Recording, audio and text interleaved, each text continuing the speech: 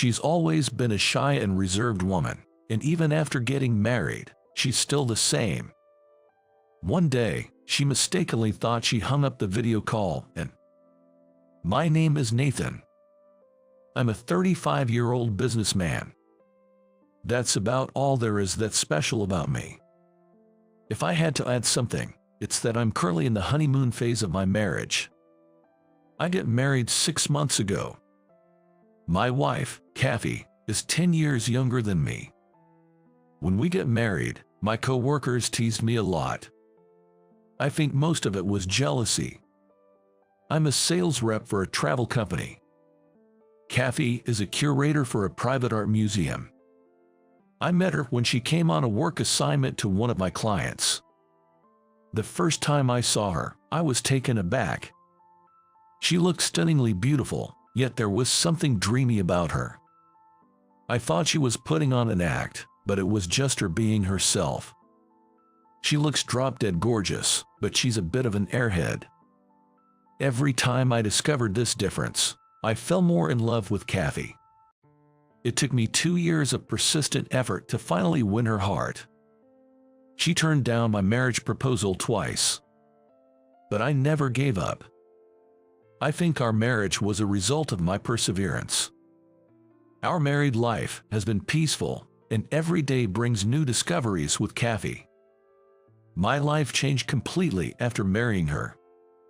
Kathy's family is all about the arts. Her mom is a pianist and her dad is a painter. Her sister is a traditional American painter and her brother is a sculptor.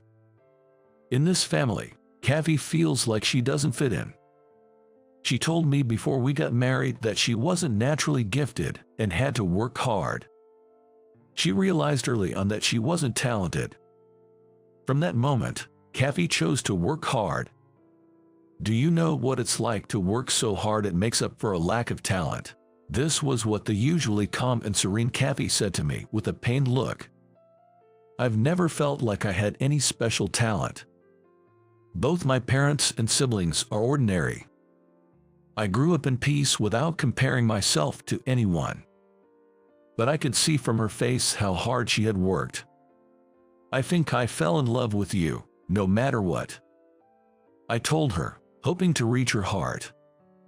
Soon after, she accepted my marriage proposal. Nathan, I'd like to visit my folks for a bit, is that okay? About 6 months into our marriage, she asked me this over breakfast, and I immediately agreed. It felt like a good time for her to visit home. Of course, it's fine. Go ahead, don't worry about me, I responded. To which Kathy smiled and said, thank you. Kathy's family home is in Boston. All her family members live there. I'll call you every day, she said, pointing to the laptop beside her. Even when I'm on business trips, we always make sure to video call each other every evening. This is the first time Kathy has left our home since we got married. But what suddenly happened? It seems there's some issue back at my family home. Kathy sighed with a look of concern. Perhaps their family has different problems than most. There might be a lot of things that I don't understand, but I want to be by her side as much as I can. There's probably a lot I don't get, but don't keep any secrets, okay? Just talk to me about anything. I gently shook her hand and she nodded yes and smiled happily. It's been a month since that morning. I had thought she'd be back after just a week. Sure, Kathy calls me every day. But isn't this a bit long? Could it be that she has someone that she can't forget about? I've been fighting off such distressing thoughts. Nathan, what's wrong? You don't seem well today. On the computer screen, Kathy looked concerned. Even though we're video calling, I must have seemed distant. Sorry, nothing's wrong. Just busy with work. It's becoming a good season for trips. Busy season, you know. I tried to brush it off. Yet, she still looked worried and reached out her hand. I think she was trying to feel my forehead through the screen to check if I have a fever. Of course, that's impossible. but I couldn't help but adore her for being so earnest in her concern. Her quirks always made me fall for her. "Kathy, you can't really check my fever like that." "Oh, right, silly me." She chuckled, looking a bit embarrassed when I pointed it out. We talk every day through video calls, but she hasn't told me anything about the family issue that caused her to go home. I felt like I shouldn't pry, so I've been waiting for her to open up about it. That day too, we ended the video call with just small talk. "I think it'll take a bit longer. I know you're busy, but please eat properly." Kathy ended the call with a note of concern for my well-being. I smiled and replied, "I'm good," and hung up. I always waited for Kathy to end the video call first. I wanted to see her face for as long as possible. Today, I waited for her to end the call as usual. But she didn't hang up. She seemed to have forgotten to do so. I fumbled for my phone to message her, "You haven't disconnected the video call." On the computer screen, Kathy, unaware she's still connected, started to change. "We are a married couple, so there's nothing wrong with that." I kept telling myself that as I saw my reflection on the screen. I did feel a bit guilty about it. We've been apart for such a long time. Surely, even God would forgive me for this little indulgence. With that selfish justification, I continued watching. The moment Kathy's blouse slipped off her shoulder, I froze. I had seen her secret. Come to think of it, I think it was the first time I'd seen her skin in the light. I thought we had no secrets between us. What's this? On the screen, a beautiful floral tattoo was etched on Kathy's left hand. It seemed unfinished, with only the outline visible. In my shock, I quickly shut the computer. That made me completely speechless. Was Kathy involved with someone dangerous back home? No other explanation made sense. I was haunted by that thought. From that day, our video calls became a painful experience. "Considering you're probably busy too, we don't have to talk every day," I suggested. Kathy looked surprised at my words. After a brief moment of sadness, she showed her usual smile. "You're right, Nathan. You must be busy too. I'm sorry for not realizing. I won't call every night," she said softly, and ended the video call. I felt awful, like I'd done something terrible to her, and spent the night feeling depressed. Our nightly calls stopped abruptly after that day. Kathy returned about a month after our conversation. The day before, she had emailed, "I'll be back tomorrow." I was ecstatic, but equally apprehensive. Facing her and talking was now a daunting thought. I anxiously awaited her return. She came back in the evening. I had taken a day off to welcome her home. "I'm back, Nathan. Why aren't you at work?" Kathy looked surprised to see me home on a weekday evening. Her reaction only fueled my anxieties. She seemed a bit on edge. "I took a day off. Welcome home. You took a pretty long vacation." I tried to sound welcoming, but my words dripped with unintended sarcasm. She noticed the difference in my demeanor right away.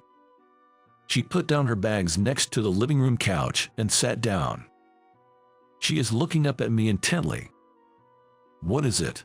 I was taken aback by her piercing gaze. She's the one with the secret, so why is she staring at me so defiantly? I wanted to confront her, but the words wouldn't come. Kathy, seeing my hesitation, took the initiative. "Do you have something to say to me, or is there something you want to ask?" Being questioned so directly irritated me. Why do I have to be the one to confront her?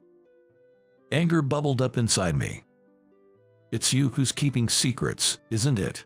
Why am I the one being confronted? The roles have reversed, haven't they? I snapped back, raising my voice unintentionally. Kathy looked taken aback. "Huh, secrets from me?" The idea of her playing dumb infuriated me even more. I spilled the beans. I told her that the video call hadn't disconnected and I'd seen everything. Isn't that tattoo on your left hand a secret? You felt guilty, so you hid it from me, right? My voice grew louder without me realizing. Once I voiced my doubts, there was no stopping me. Kathy's puzzled face only made me angrier. Guilty about what? About this. She rolled up her sleeve to show the tattoo. The once unfinished tattoo was now complete. I don't know all the details, but it was just a beautiful carving. It was a beautiful piece of art that left me staring in awe. For this, where's the guilt in this? I had every intention of telling you. Kathy's eyes, gazing straight into mine, seemed to carry no deceit. Her eyes were proof that she had nothing to hide. Feeling drained, I slumped down on the couch. I've never kept anything from you, Nathan. Her stern face softened to her usual gentle expression. I'm sorry for jumping to conclusions, Kathy. Can you explain it to me, if you're not too frustrated with me, that is? She may not like me anymore. I felt a pang in my chest, thinking she might resent me now. Why would I be frustrated? You're just concerned about me, right? Kathy gave a comforting smile. Then she began to explain the origin of the tattoo. She said the reason she had to rush back home was because of her younger brother, Evan. Evan, who originally aspired to be a traditional painter, suddenly announced he wanted to be a tattoo artist. Their parents were against it, leaving Evan feeling isolated within the family. He was sensitive and deeply cared about his family. Kathy went home fearing the pressure might break him. Their strict father, seeing Kathy side with Evan, lashed out saying, "You, without a shred of talent. To my father, I'm a disappointment. Even though I carry his blood, I don't have the artistic talent. I'm an embarrassment to him." Kathy chuckled wryly. Now that she mentioned it, I remembered her parents acting distant at our wedding. I had thought that's how artistic families were. As Kathy had guessed, Evan was on the verge of a mental breakdown. To shut my father up, I offered Evan my left arm. Kathy said casually. She gave one arm to her brother as a gift. Do whatever you want. She had told Evan to tattoo whatever he wanted, but he had to make it a masterpiece, good enough to silence their father. From that day, Evan transformed. He poured his heart and soul into that piece, forgetting even basic necessities like food and sleep. He's always been artistically inclined. Out of all the siblings, he probably has the most talent. Maybe my father was just jealous, Kathy speculated. On the other hand, their eldest brother, a traditional painter, seemed relieved. He didn't have to compete with Evan anymore, she said. Your brother, why? I think he was afraid of Evan's talent, probably scared that Evan would surpass him and let their father down. Kathy's face was serious as she spoke. Her family was probably stricter than I imagined. Just thinking about how she was constantly told she had no talent almost brings me to tears. I believe there's a violence to beauty. I asked Evan to create something brutally beautiful, Kathy continued. Indeed, even to an amateur like me, her tattoo was clearly a work of art. Its mesmerizing beauty could probably captivate even those prejudiced against tattoos. And your father, did he come around? At my words, Kathy grinned in a way I'd never seen before. Perhaps a look of triumph. He knelt down and admitted defeat. After seeing the ink Evan had created, their father was brought to his knees, probably overwhelmed. He was at a loss for words. His usual arrogance vanished, making him seem small. He probably realized his own narrow-mindedness. Kathy chuckled, her mood lifted. I felt ashamed for doubting her. You thought I was cheating on you, didn't you? Caught off guard, I was lost for words. Seeing my reaction, Kathy seemed to pick up on something. She looked at me with a twinkle in her eyes. I mean, it wasn't, cheating or anything like that. It was just, No matter what the excuse, it was useless. The tables have turned. It hurts to be suspected of cheating. I quit my job and went back home just for Evan, Kathy revealed. She had resigned from her job before returning home, as she couldn't get a long leave. She had no idea how long it would take or how long she'd have to stay with her family. I'm truly sorry. I apologized sincerely. Kathy laughed, looking amused.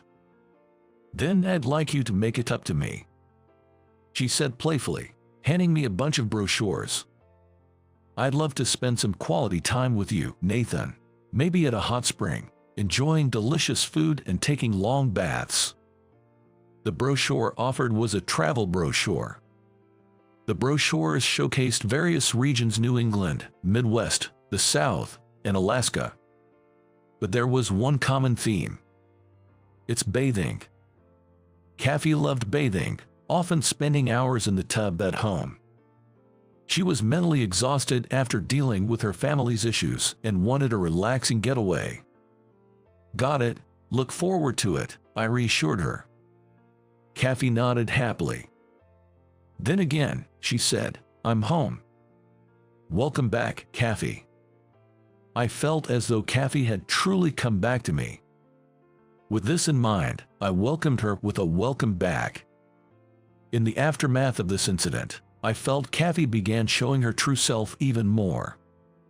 When I learned she had been trying hard not to upset me, I was taken aback. She had even declined my proposal once, thinking I was teasing her. Now, free from her family's constraints, she seemed brighter than before. Realizing we had both been putting on a facade, trying only to show our best sides, I felt truly grateful for the wake-up call. A few weeks later, we found ourselves at a hot spring inn. Upon arriving, Kathy, who had been cheerful the entire way, suddenly stopped in her tracks before a sign. You need to wear swimsuits to take a bath. The sign read loud and clear. Oh, come on. Kathy, a hot bath enthusiast, had especially been looking forward to the open-air bath. She was now utterly disappointed knowing she was also barred from the indoor communal baths. Had she not realized this when she packed the suitcase? I sometimes wondered if she had some oversights. I did recall thinking something was off when she handed me the hot spring brochure. Perhaps she forgot something. Seeing her now, looking so devastated, I had to fight back a chuckle. Well, it can't be helped. It's their rule. After checking in and receiving our room key, we were escorted to our quarters by a staff member. Wanting to make it up to Kathy for everything, I'd splurged a bit. We were led to a detached suite. Throughout the walk, Kathy remained visibly upset. Received the key at the entrance of the suite and entered the room. I tried to cheer her up. Look, we have our private indoor bath. It'll be fine. She nodded, not really convinced. When we entered the living area and turned on the lights, her face lit up upon seeing the large window. Beyond it lay an open-air bath and a pool. Oh my, this! She rushed over, flinging the window open. Before us stood a beautiful rock-crafted open-air bath alongside a small pool. So, we get this all to ourselves. Grabbing my hand, Kathy hopped around in excitement. Oh, the swimsuit. Realizing she hadn't packed one again, her face fell again, but I had come prepared, handing her a new swimsuit I'd bought for her. Taking it from me, she was already eager to take a dip. I decided to relax and watch her as she dashed off to change. In no time, she emerged in her swimsuit. The captivating tattoo on her left arm. It's blending seamlessly with her skin. You're not swimming, Kathy, who had just dived into the pool and was now with water up to her head. She propped her face on the edge, giving me a sulky look. Nah, I'm good. I'll just watch. At my response, she playfully protested with a really. Right then, an elegant, probably close to 70 lady approached to greet us. She was probably the inn's landlady. The landlady politely greeted me, saying thank you for today. I returned the gesture. Kathy waved from the pool. Oh, the older woman squinted a bit, letting out a soft sigh. Excuse me. Is something wrong? I asked her. She looked a little dreamy as she commented, "You've shown me something truly beautiful." It took me a moment to realize she was referring to Kathy's tattoo. Now I feel like I should not have felt like Kathy was hiding something. Over and over, she kept admiring its beauty. This tattoo is made by her talented brother, I remarked to her, who looked surprised and widened her eyes. She then chuckled. How lucky she is to have this beauty in her. I finally felt like I understood the essence of what Kathy and her brother wanted to express with her art. Once we're back from our trip, I'll invite Kathy to go shopping. Whenever she walks around town with me, even in the height of summer, she always wears long sleeves. She's probably afraid of running into someone I know. I wish she'd be more confident. That sleeveless dress she used to wear often when she was single. Let's go on a date like we used to when you were single. I'll say that to invite her. I'm sure she'll look surprised for a moment and then break into a smile.